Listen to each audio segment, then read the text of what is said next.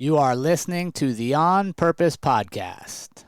Welcome, everybody, to episode 159 of the On Purpose Podcast. As always, we are blessed to be here with you, our amazing On Purpose community, and a special shout out to our Patreons whose generous financial contributions help keep this show going. It allows us to continue to upgrade the quality of the show, to find our new guest, and to bring stories of purposeful living to those around the world. So thank you so much. Episode 159, I want to get into this today. The value of listening to elders. And I know that sounds boring as hell, right? Like, I'll probably be honest, if I saw that title somewhere, I'd be like, why the hell am I going to listen to somebody that's telling me to listen to elders? Like, that's the silliest thing.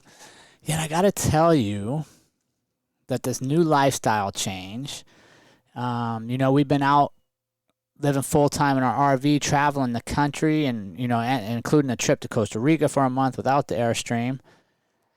But we've met so many amazing people, and a lot of the folks in this almost year we've been out here now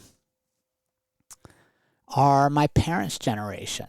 They're in their mid to late 60s, almost up to 80. And I'm coming across them at campsites and campgrounds and random spots around our country, and they're living out of their Sprinter vans that they built by hand, and they're living in Class C motorhomes, and some of them are just doing it to escape the Connecticut winter, like Tom and Diane, or others are going full-time and have sold everything to live in their Class C, and really questioning what they had been told their whole life, that they had to have a house and a mortgage and all the things. And there's something about sitting with folks that this might sound morbid, and I don't mean it that way, but they are keenly aware of their own mortality. What do I mean by that? Like, when you're in your 20s or your 30s, you're superheroes, right? Like, you're never going to die. I remember thinking, I'll never die. I'm this, I'm that. You're strong, and time is infinite. You have so much time. So maybe you don't meet your neighbor. Maybe you never really get to understand the person next door to you. You don't take time for people that you randomly meet, because there's always tomorrow to do that. There's always another time to do some of that small stuff. Right now, in my 20s and 30s, I have so much important stuff to do. I have to make more money and buy more things and keep up with my coworkers and keep up with the neighbors. I don't have time for small stuff. Yet when I meet these folks, all they have time for is the small stuff. Because when you sit and you talk to them, they know that there is more time behind them than there is ahead. They know that they can't continue to rush through the small things because they may not have another chance to enjoy it. So as I've been blessed to sit around campfires and happy hours, and as Tom liked to call it, Thirsty Thursday, and share whiskey and drinks and stories with people much older than me, you can't help but reflect on your own mortality. You can't help but go, gosh, man, maybe even in my case, I have more time on this earth behind me than ahead of me. Am I slowing down enough? Or am I still racing too fast? You can hear in their voice and in their stories reflections of the past and the beautiful memories of the life they've led. And the thing I love is most of those great stories aren't things that went perfect. They're things where mistakes were made, the car broke down, this happened, that happened, but they're hilarious and they're reflective, and they're the stories that make up our life. And they're imperfect. And I reflect on that, of how much time do we spend trying to make sure everything's perfect, thinking that is the best way to do it. We want this perfect life. We want this perfect road trip. We want this perfect vacation, this perfect relationship. But it's the messy parts within. It's our imperfections and the places where nothing goes as planned that are actually the stories you'll share around the campfire when you're their age.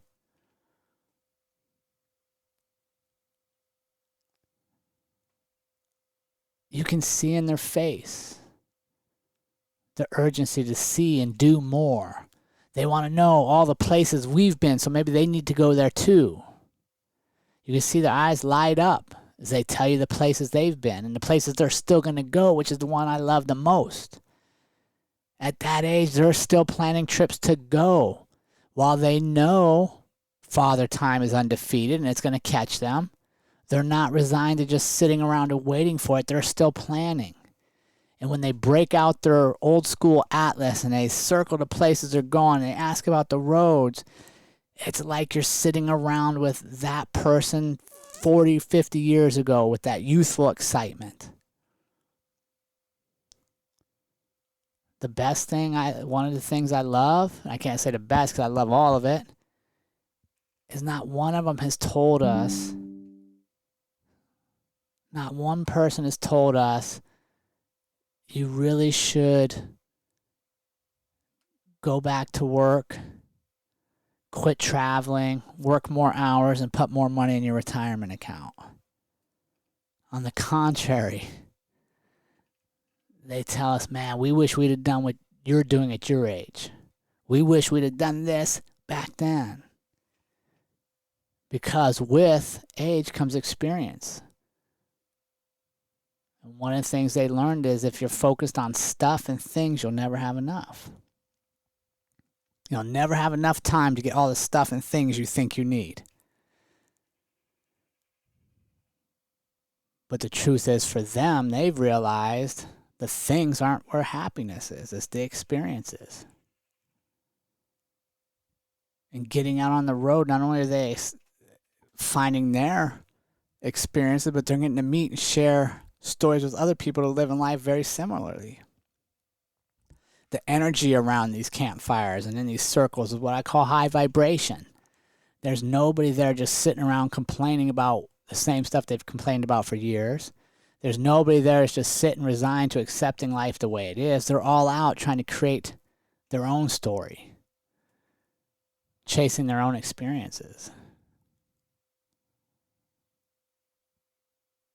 I would say their stories and their enthusiasm and their energy is like food for my soul that okay, I am living my life in a good manner and in a right way, and some of the risks I took are going to pay off.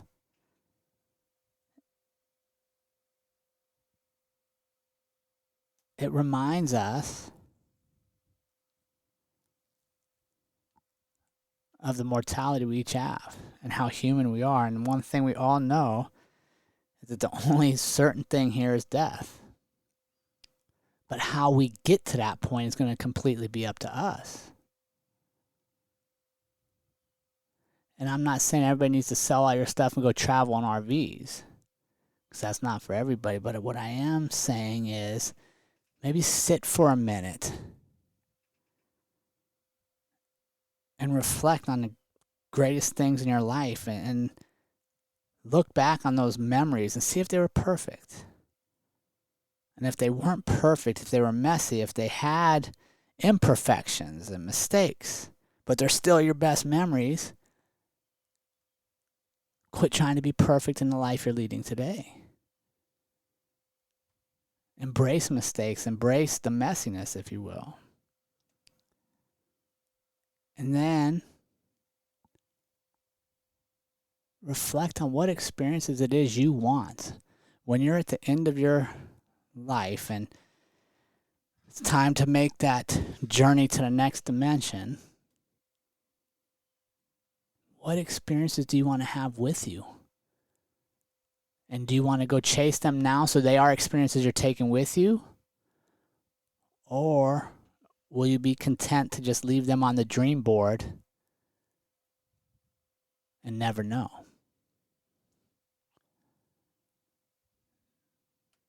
Thank you all for joining us this week. I just love our little talks. And I love the guest episodes, which are longer and more in depth. And I love our little short talks. And I'm telling you what, man, you get a chance to go out and sit around some elders, some older folks.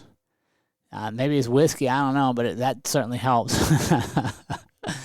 But get out there and sit and just listen to them. And one of the questions I love to ask them is, if you could tell yourself If you could give yourself advice from 40 years ago, right? So 80, if they're around, close to 75, 80, that's, 35 or 40 years old.